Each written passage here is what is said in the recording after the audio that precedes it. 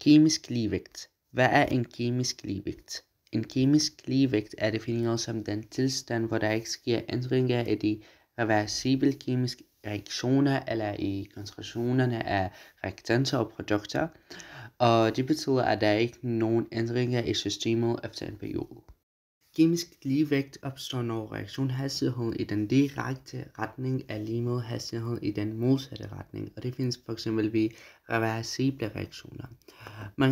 Man kan godt se på grafen, der er på billedet, som viser, hvordan koncentrationerne af reaktanter, som er hydrogengas og iodelgas, og produkt, som er hydrogen og iodel, ændrer sig over tid, og man kan se, at reaktanter falder, mens produkt stiger, og som efter en vis tid opnås ligevægt, hvor koncentrationerne forbliver konstant.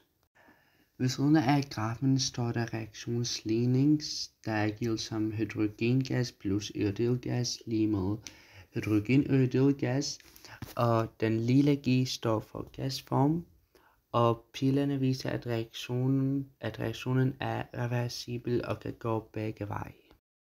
Hvad er reaktionsbryggen? Reaktionsbryggen er en matematisk størrelse, der beskriver forholdet mellem koncentrationerne af produkterne og reaktanterne i en kemisk reaktion.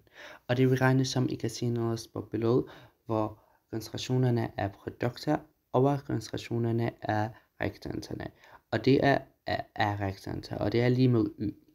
Og y betyder, eller man skriver y, når en reaktion er ikke i ligevægt. Så det vil sige, når reaktanterne og produkterne er ikke i ligevægt, så skriver man y.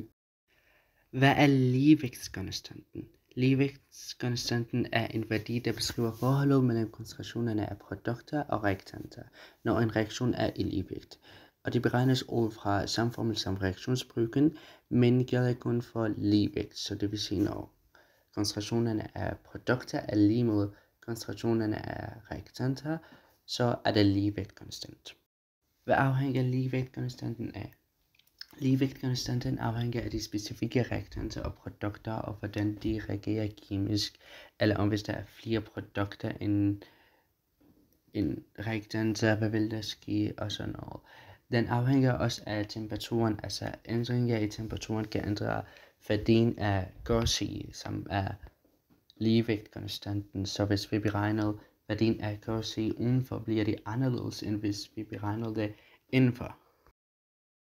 Hvornår er reaktionsbryggen lige med ligevægtkonstanten? Reaktionsbryggen er lige med ligevægtkonstanten, når reaktionen er i ligevægt. Det betyder, at systemet har opnået en tilstand, hvor koncentrationerne af reaktanter og produkter ændrer sig ikke længere. Hvordan kan man bestemme reaktionens dominerende retning, når man har en bestemt reaktionsbryggen?